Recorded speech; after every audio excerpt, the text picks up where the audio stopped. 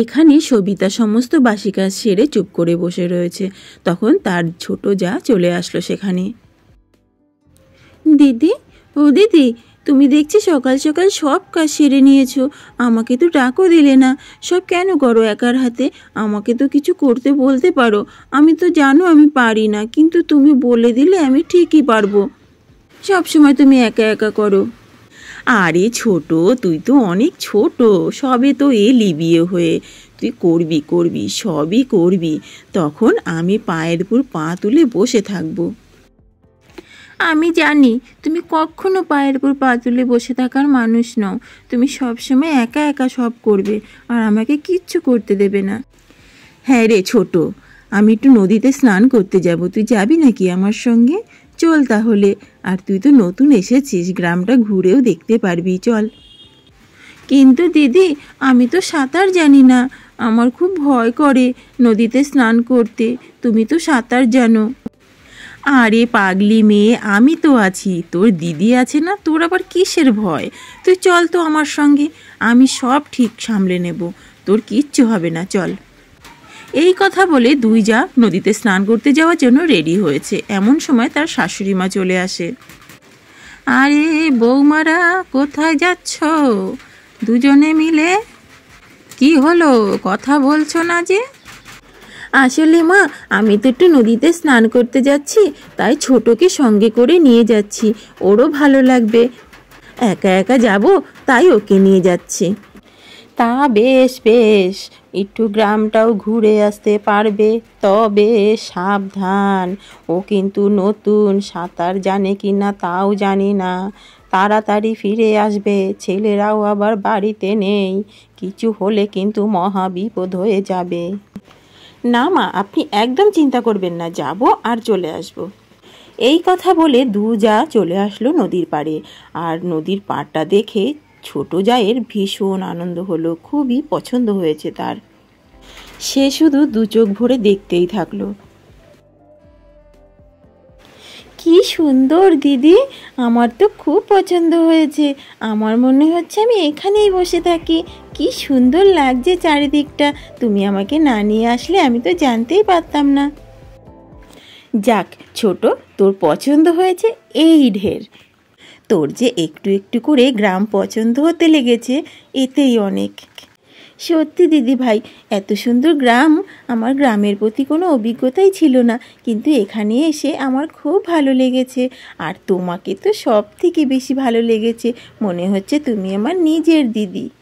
এই কথা বলে দুজনে জলের মধ্যে পা ডুবিয়ে বসে থাকলো, আর এক ঝাঁক মাছ সামনে এসে ঘোরাঘুরি করতে লাগলো। আর সেটা দেখে, দেখ ছোট, কতগুলো মাছ সামনে ঘুরঘুর করছে, তোকে বোধহয় দেখতে এসেছে।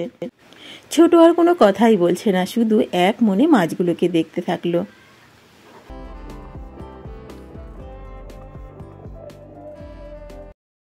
দিদি ভাই, চলো না মাছগুলোকে ধরি, আমার মাছ ধরতে খুব ভালো লাগে, আমি কখনো এরকম মাছ দেখিনি। না রে ছোট, মা কি বলে দিয়েছে তোর মনে নেই? বলেছে তাড়াতাড়ি বাড়ি যেতে হবে, নয়তো খুব বকা দেবে, চল তাড়াতাড়ি স্নান করে নি। এই কথা বলে দুজনে মিলে নদীতে নেমে পড়লো স্নান করার জন্য। ছোট, তুই ওইখানেই দাঁড়িয়ে দাঁড়িয়ে স্নান কর, এদিকে আসিস না, অনেক জল, ডুবে যাবি, তুই তো আবার সাঁতারও জানিস না। নে নে, এবার তাড়াতাড়ি দুটো ডুব দিয়ে নে। কিন্তু দিদি ভাই, আমার তো খুব মাছ ধরতে ইচ্ছে করছে, চলো না দুটো মাছ ধরি, আমার খুব আনন্দ লাগছে মাছগুলো দেখে, অল্প কটা ধরি, চলো না, কিচ্ছু হবে না। আমি এরকমভাবে মাছ কখনো দেখিনি। না রে ছোট, এ কথা বলিস না, এখন মাছ ধরার সময় নেই, দেরি হলে মা কিন্তু ভীষণ বকাবকি করবে, আবার রান্নাও করতে হবে বাড়ি গিয়ে। ঠিক আছে তাহলে, আজ আর মাছ ধরবো না, তবে কাল কিন্তু আমি অবশ্যই মাছ ধরবো দিদি। আর এইদিকে শাশুড়ি মা তো ভীষণ চিন্তায় পড়ে গেছে, তার বৌমারা অনেকক্ষণ হয়েছে গেছে, এখনো ফিরে আসছে না। বলি, এদের কি কোনো আক্কেল পছন্দ নাই? কত করে বলে দিলাম যে তাড়াতাড়ি এসো বাপু, তাড়াতাড়ি এসো, কে কার কথা শোনে? সেই তো বেরিয়েছে, এখনো বাড়ি ফেরার নাম নেই। এদিকে বলতে বলতে তাদের বৌমারা স্নান করে বাড়ি ফিরেছে। আর ফিরেই তাদের শাশুড়ি কিছু বলার আগেই নতুন বউ বলতে শুরু করে দেয়, আসলে মা, দিদি ভাইয়ের না কোনো দোষ নেই, আমি জোর করছিলাম অনেকক্ষণ থাকার জন্য, আমি তো আসতেই চাইছিলাম না। দিদি ভাই কখন থেকে বলছিল বাড়ি চল বাড়ি চল, আমি আসতে চাইছিলাম না। তা চান করে এসেছো, ভালো কথা, এখন যাও 4টি রান্না বসাও, খেতে তো হবে নাকি নাকি না খাইয়ে রাখার ইচ্ছা আছে এই বুড়িটাকে? যাও তো বাবু, তাড়াতাড়ি রান্না করো। তারপর সবিতা রান্না বসিয়ে দিয়েছে তাড়াহুড়ো করে, আর তখনই তার ছোট যা চলে আসে সেখানে। দিদি, তুমি রান্না বসিয়ে দিয়েছো, আমাকে বলো কি করতে হবে। না রে ছোট, রান্না তো হয়ে গেছে, যা হাত মুখ ধুয়ে বস, এখনই খেতে দেব, যা তাড়াতাড়ি যা তো। তারপর সবাই খাওয়া দাওয়া করে দুই যা একসঙ্গে শুয়ে পড়েছে।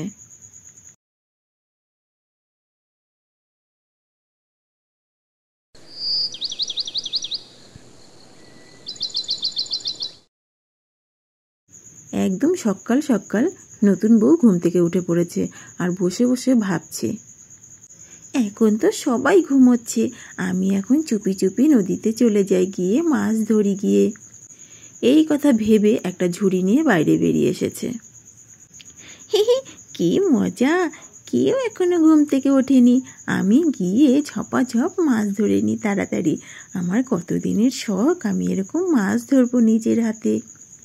এই কথা ভাবতে ভাবতে সে বাড়ি থেকে বেরিয়ে যায়, সোজা চলে যায় নদীর পাড়ে। সেখানে গিয়ে দেখছে কালকের থেকেও আজকে অনেকগুলো মাছ সামনে এসে লাফালাফি করছে। আর সেটা দেখে নতুন বউয়ের আরও আনন্দ হতে লাগলো।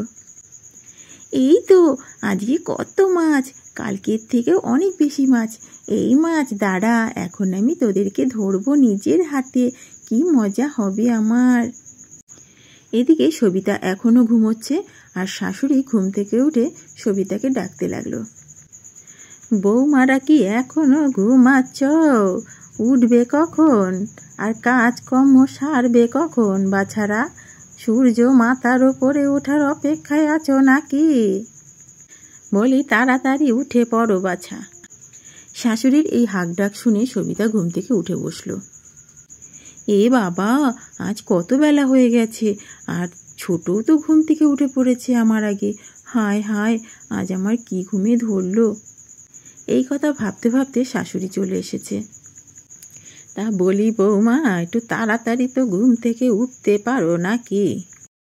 বলি আর একজন কোথায়? কেন মা, ছোট তো আমার আগেই ঘুম থেকে উঠে পড়েছে, ও বাইরে নেই, আমি তো জাগনা হয়ে ওকে দেখতে পাইনি। ছোট এইদিকে মাছ ধরায় ব্যস্ত, এত মাছ দেখে সে তো পাগল হয়ে গেছে, এত মাছ শহরে এইভাবে কখনো দেখেনি, কেবল বাজারেই দেখেছে। চলুন বাইরে গিয়ে দেখি, একটু খুঁজে দেখি, হবে কোথাও আশেপাশে রয়েছে, চলুন চলুন গিয়ে দেখি। হয়তো ঘুরে ঘুরে দেখছে একটু। তারপর অনেক খোঁজাখুঁজির পর না পেয়ে তখন উঠোনে দাঁড়িয়ে শাশুড়ি বলতে লাগলো, কই মহারানীকে কোথাও খুঁজে পেলাম না, এখন কি করব বলো? চলো একবার নদীর ধারে গিয়ে দেখি, কাল তো বলছিলে মাছ ধরার নাকি খুব বায়না করছিল, চলো গিয়ে দেখি সেখানে। এইদিকে নতুন বউ এক ঝুড়ি মাছ ধরে বসে রয়েছে, আর তখনই সবিতা ও তার শাশুড়ি চলে আসলো সেখানে।